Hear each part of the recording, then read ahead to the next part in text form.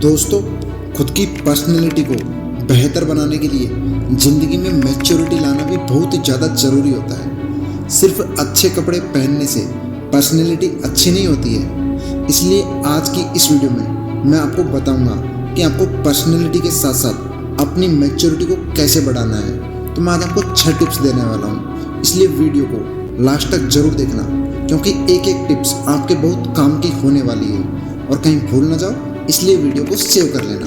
First, don't compare your life to others. You are exactly where you should be for your own journey. आप अपनी ज़िंदगी की तुलना किसी से मत करो।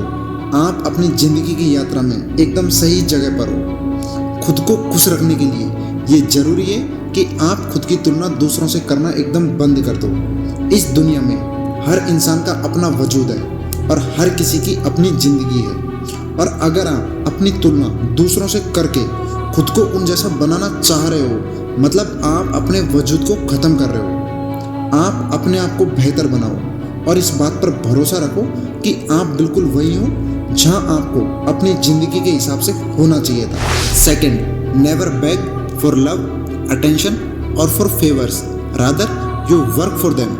अपनी ज़िंदगी में कभी भी प्यार, ध्यान और लोगों के फेवर्स के लिए भीख मत मांगो, उनके लिए काम करो।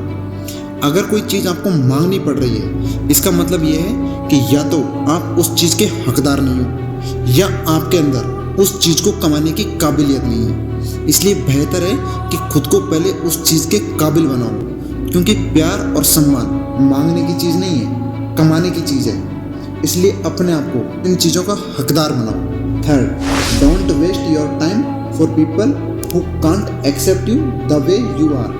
अपना समय उन लोगों पर बिल्कुल बर्बाद मत करो जो लोग आपको आप जैसे हो वैसे स्वीकार नहीं कर सकते। कुछ लोग अपने आप को सिर्फ ज़िंदगी में इसलिए बदल लेते हैं कि लोग उनको पसंद करने लगे।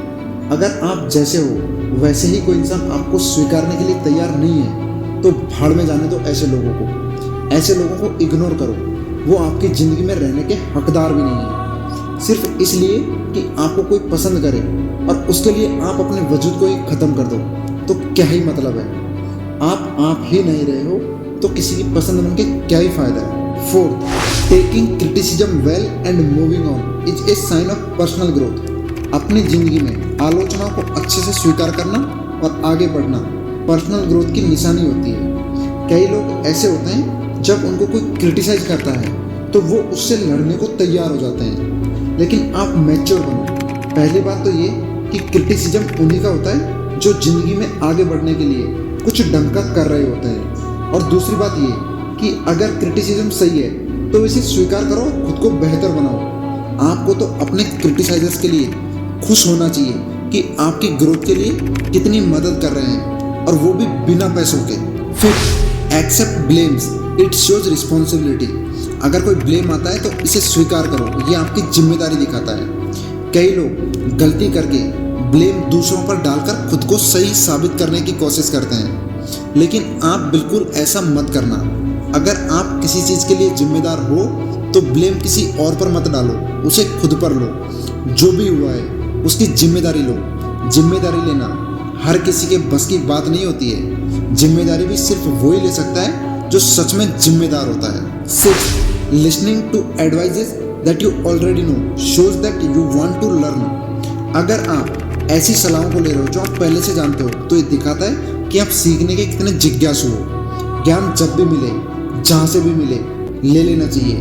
बेहतर पर्सनैलिटी बनने की बेस्ट क्वालिटी होती है डिजायर ऑफ लर्निंग, यानी कि सीखने की इच्छा। आपके द्वारा सीखा हुआ ज्ञान ज़िंदगी में कब आपके लिए फ़ायदेमंद साबित हो जाए, इसका अंदाज़ा आप भी नहीं लगा सकते हो।